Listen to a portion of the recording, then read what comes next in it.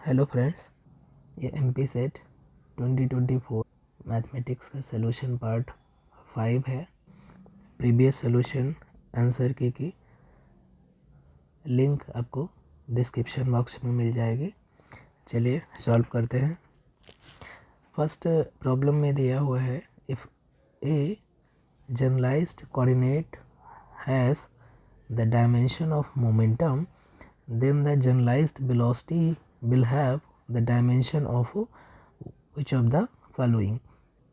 ये मैकेनिक्स का प्रॉब्लम है और यहाँ पर हमें मालूम है कि मोमेंटम अगर हम जनरलाइज्ड जो कोऑर्डिनेट है x से रिप्रेजेंट करें तो उसका जो डायमेंशन दिया हुआ है वो दिया हुआ है मोमेंटम के डायमेंशन के बराबर, यानी कि मोमेंटम का जो डायमेंशन होता है ML T इनवर्स होता है और जो जनरलाइज्ड वेलोसिटी है x डॉट अगर लिखेंगे तो उसका जो डायमेंशन है वो ऑब्वियसली ML T पावर -2 हो जाएगा। इसलिए और ये किसका है डायमेंशन, फोर्स का डायमेंशन है किलोग्राम मीटर पर सेकेंड स्क्वायर। तो इसलिए ऑप्शन नंबर ए करेक्ट होना चाहिए मेरे according. Next question, a particle of unit mass is projected so that total energy is E in field it is moving in the potential energy is B function of r at distance r from origin, then for such a particle by principle of least action the differential equation of the path is। ये problem actually Narosa publication से एक book है नवीन कुमार जी की, generalized motion of rigid body, उसमें page number 106 पर ये same problem दी हुई है और इसका जो करेक्ट आंसर है वो है ऑप्शन नंबर 4। यहाँ पर ऑप्शन नंबर 4 करेक्ट होगा। डिटेल सोल्यूशन मैं नहीं लिख रहा हूँ। आते हैं नेक्स्ट क्वेश्चन में। In variational principle of variational principle the line integral of some function between two end point is equal to which of the following। तो जो वेरिएशनल प्रॉब्लम है, वेरिएशनल प्रिंसिपल है, वो कहता है कि line integral of some function between two points should be extremize. तो option number यहाँ पर डी करेक्ट होगा। ना ही ये 0 होना चाहिए, ना इनफाइनाइट होना चाहिए, ना 1 होना चाहिए, एक्सट्रीमम होना चाहिए।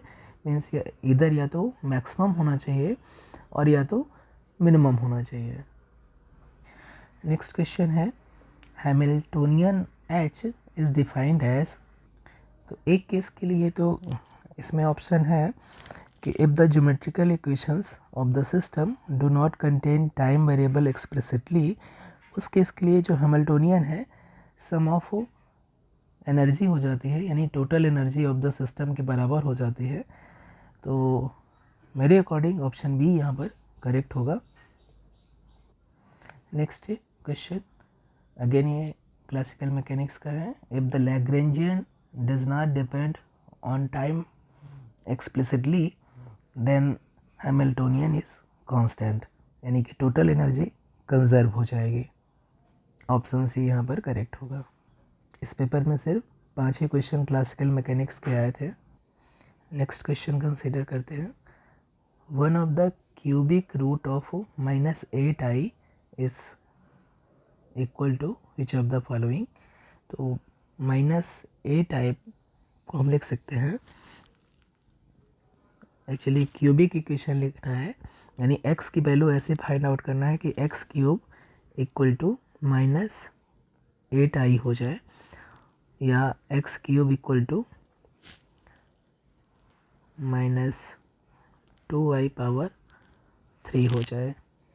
Sorry, 2i to the power 3 होना चाहिए, यानी कि ऐसा हमें x फाइंड आउट करना है जिसका क्यूब करने पर -8i हो जाए, और -8i को हम लिख सकते हैं 2i का होल क्यूब।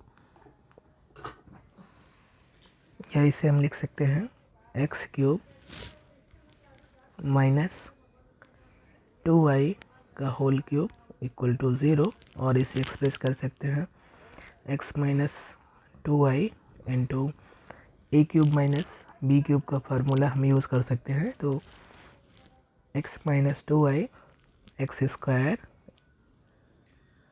प्लस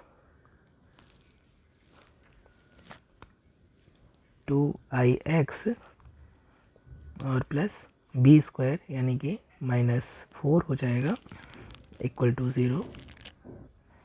तो यहाँ से एक तो आ जाएगा x की वैल्यू 2i के बराबर, जो कि ऑप्शन में दिया नहीं है, और दूसरा या तो ऐसा हो कि x इसका सलूशन हो 2ix माइनस 4 इक्वल टू 0 का, और यहाँ से हम श्रीधराचार्य फार्मूले से x की वैल्यू निकाल सकते हैं। तो x इक्वल टू हो जाएगा -b यानी कि -2i plus minus B square यानी कि -4 और -4ac।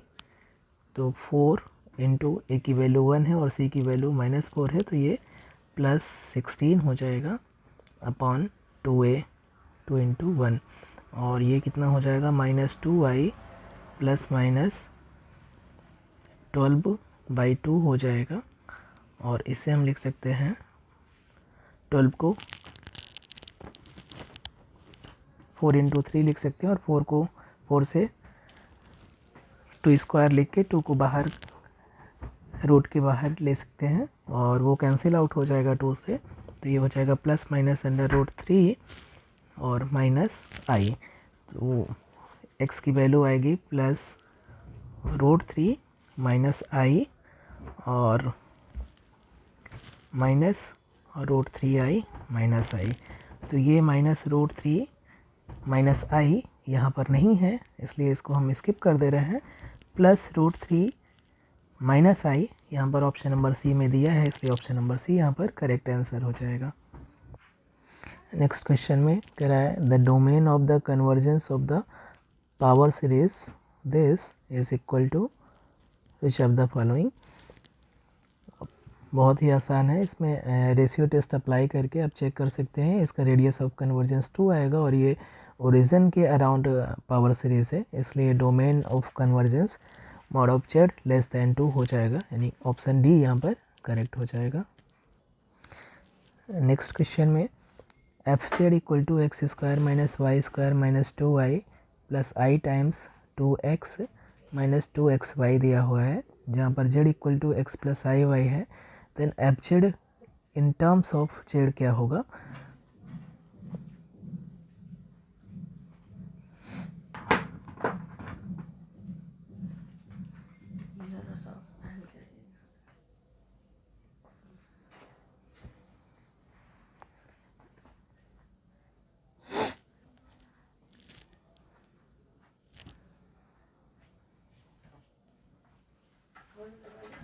बंद कर लेना बाहर से,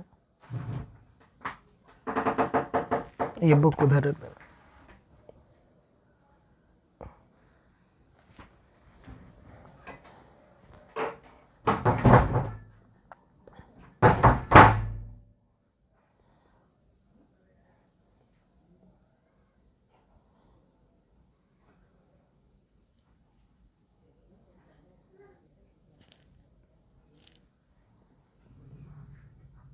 ऑब्वियसली इसको हम लिख सकते हैं बहुत आसानी से, x square minus y square और minus 2ixy plus 2ix minus 2y, और इससे हम लिख सकते हैं x माइनस आई वाई का स्क्वायर और प्लस 2i कॉमन लेके x प्लस आई वाई लिख सकते हैं।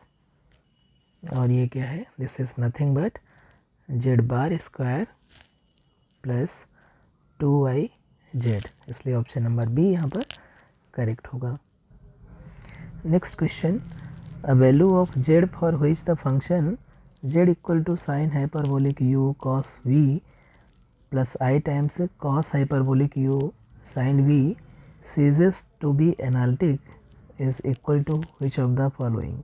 तो इस प्रॉब्लम में मुझे ऐसा लग रहा है कि ये प्रॉब्लम प्रॉपर तरीके से नरेट नहीं की गई है। यहाँ पर कुछ ऐसी समस्या है जिसकी वजह से हम यहाँ पर z की वैल्यू निकाल नहीं सकते हैं, क्योंकि यहाँ पर कह रहा है कि वैल्यू ऑफ z निकालना है, जिसके लिए function z equal to sine hyperbolic u cos v plus i cos hyperbolic u sine v ceases to be analytic. यहाँ पर फंक्शन एक्चुअली दिया ही नहीं है। मुझे लगता है कि ये f ऑफ z होना चाहिए और u की जगह x और b की जगह y होना चाहिए, तब जाके हम इसको चेक कर सकते हैं। तो ये प्रॉब्लम प्रॉपर तरीके से नरेट नहीं है, इसलिए इसमें मैं कोई भी आंसर नहीं कह सकता कि कौन सा करेक्ट होगा।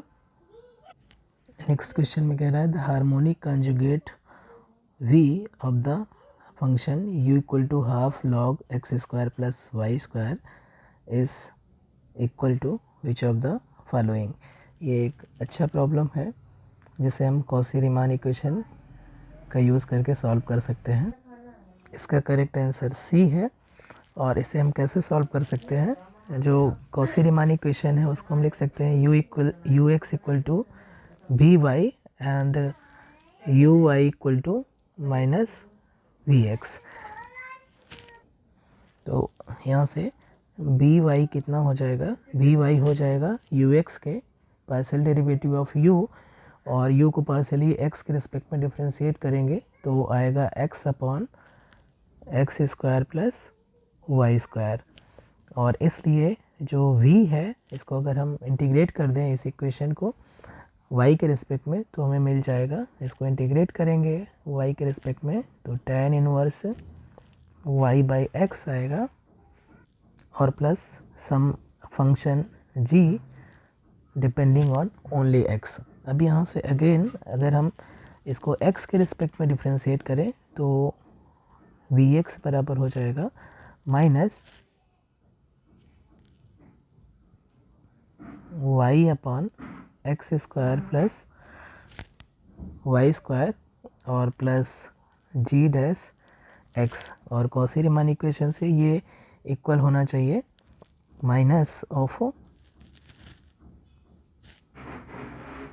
यू वाई के, और माइनस ऑफ यू वाई हमारा इक्वल है minus y upon x square plus y square के। तो यहाँ से ये दोनों कैंसिल आउट हो जाएंगे और ये इम्प्लाई करेगा कि जो जी डैश है एक्स वो एक्चुअली ज़ीरो है, यानी कि वो एक्स पे डिपेंड नहीं कर रहा है, और ये इम्प्लाई करेगा कि जी एक्स एक्चुअली एक कांस्टेंट है। तो यहाँ से हमारा जो फंक्शन है b इक्वल टू हो जाएगा tan inverse y by x और प्लस जी एक्स क्या आ गया, एक कांस्टेंट c आ गया, इसलिए ऑप्शन नंबर यहाँ पर c करेक्ट हो जाएगा। b equal to tan inverse y by x plus constant c। Next question अभी भी मुझे क्लियर नहीं है कि इसका कैसे इसको सॉल्व किया जाए, तो इस प्रॉब्लम को मैं स्किप कर रहा हूँ। Next question, if the complex number z1, z2, z3 are the vertices of an isosceles triangle right angled at the vertex z2, then the value of z1 square plus 2z2 square plus z3 square is equal to 2z2 times z1 plus z3। यहाँ पर option number C correct होगा।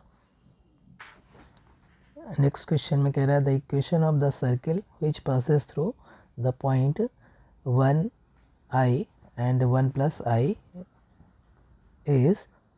तो ऐसे option में ऐसे problem में option को हम वेरीफाई करते हैं। 3 पॉइंट दिए हैं और इन 3 पॉइंट को सेटिस्फाई करने वाला जो भी इक्वेशन होगा वही रिक्वायर्ड सर्किल का इक्वेशन हो जाएगा। तो ऑब्वियसली यहाँ पर आप चेक करेंगे तो तीनों पॉइंट सिर्फ इक्वेशन नंबर फर्स्ट को सेटिस्फाई करते हैं, इसलिए जो रिक्वायर्ड इक्वेशन ऑफ सर्किल हो जाएगा वो 2z z bar plus i minus 1 times z minus i plus 1 times z bar equal to 0 हो जाएगा। इसमें ऑप्शंस को वेरीफाई करना कई बार ज़्यादा इजी होता है, तो डायरेक्ट निकालने से बेहतर है कि आप ऑप्शन को चेक करिए। नेक्स्ट क्वेश्चन भी ऐसा है जिसको हमें डायरेक्टली सॉल्व करने की ज़रूरत नहीं है। यहाँ पर दिया है f z equal to u plus i v is an analytic function of z equal to x plus i v and u minus b equal to this, then f z in terms of z क्या होगा। तो obviously या तो हम क्या कर सकते हैं, ऑप्शन को एक एक करके चेक करें, सबका रियल पार्ट निकालें और सबका इमेजिनरी पार्ट निकालें और फिर u माइनस बी की वैल्यू देखें और जो इक्वल हो जाए इसके उसी ऑप्शन को हम करेक्ट कर सकते हैं, क्योंकि यहाँ पर जितने भी ऑप्शन दिए सभी इंटायर फंक्शन या एनालिटिक फंक्शन को रिप्रेजेंट करते हैं। तो हमें सिर्फ चेक करना है कि real part minus imaginary part ये कब इक्वल हो जा रहा है इसके, तो वही ऑप्शन करेक्ट हो जाएगा। लेकिन जस्ट ऑब्जर्वेशन से हम कैसे चेक कर सकते हैं कि option number B, option number C और option number D correct answer या करेक्ट ऑप्शन नहीं होगा।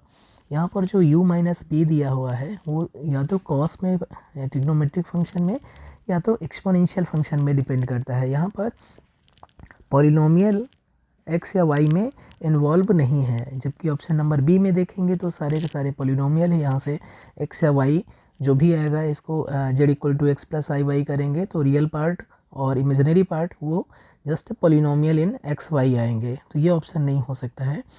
ऐसे ही ऑप्शन नंबर सी भी नहीं हो सकता है, क्योंकि यहाँ पर भी रियल पार्ट और इमेजिनरी पार्ट हमेशा पॉलिनोमियल आएंगे। ऑप्शन नंबर डी क्यों नहीं हो सकता है, क्योंकि यहाँ पर z e to the power z दिया हुआ है, तो जो भी रियल पार्ट या इमेजिनरी पार्ट होंगे उसमें एक्स वाई का जो प्रोडक्ट है वो भी इन्वॉल्व होगा, क्योंकि z है यहाँ पर, z का z x plus i y लिख सकते हैं, तो x या y का प्रोडक्ट वहाँ पर हमेशा इन्वॉल्व होगा। तो इसलिए ऑप्शन नंबर डी भी करेक्ट नहीं होगा, सिर्फ एक ही चॉइस बचती है ऑप्शन नंबर ए की। तो हम डायरेक्टली कर सकते हैं 3 ऑप्शन को डिस्कार्ड करके, ऐसे में हमारा टाइम बच सकता है। सेम ट्रिक नेक्स्ट प्रॉब्लम में भी आप लगा सकते हैं। यहाँ पर फंक्शन u बराबर दिया हुआ है इतना, सेटिस्फाइज लाप्लास इक्वेशन, कोई प्रॉब्लम नहीं है, लाप्लास इक्वेशन सेटिस्फाई करे या ना करे। Then the corresponding analytic function f z equal to u plus i b in terms of z क्या होगा, ये हमें फाइंड आउट करना है। तो अगर हम अगेन ध्यान से देखें तो जो यहाँ पर रियल पार्ट दिया हुआ है एफ जेड का, उसमें क्या है, एक्सपोनेंशियल फंक्शन है, x यानी कि पॉलिनोमियल है, एक्स वाई भी इन्वॉल्व है और कॉस वाई साइन वाई है। लेकिन ध्यान देने वाली बात यह है कि यहाँ पर पॉलिनोमियल टर्म्स x या y में सेपरेटली इन्वॉल्व नहीं है, डायरेक्ट प्रोडक्ट में आ रहे हैं। अगर हम ऑप्शन नंबर बी में देखें तो यहाँ पर जो पॉलिनोमियल टर्म है z यहाँ पर अलग से सेपरेट आएगा। ऐसे ही ऑप्शन नंबर सी में भी पॉलिनोमियल जो टर्म आएंगे रियल पार्ट में अगर हम देखेंगे तो माइनस एक्स भी आएगा, ज़रूर आएगा। ऐसे ही ऑप्शन नंबर डी में देखें तो यहाँ पर भी जेड इन्वॉल्व है, तो जब भी हम इसका रियल पार्ट कंसीडर करेंगे तो वहाँ पर एक्स सेपरेटली अलग से वहाँ पर इन्वॉल्व होगा। लेकिन यहाँ पर जो फंक्शन जो रियल पार्ट दिया हुआ है वहाँ पर एक्स या वाई या इनके पॉलिनोमियल टर्म सेपरेटली इन्वॉल्व नहीं है, इसलिए option number b, c and d कभी भी करेक्ट नहीं हो सकता है।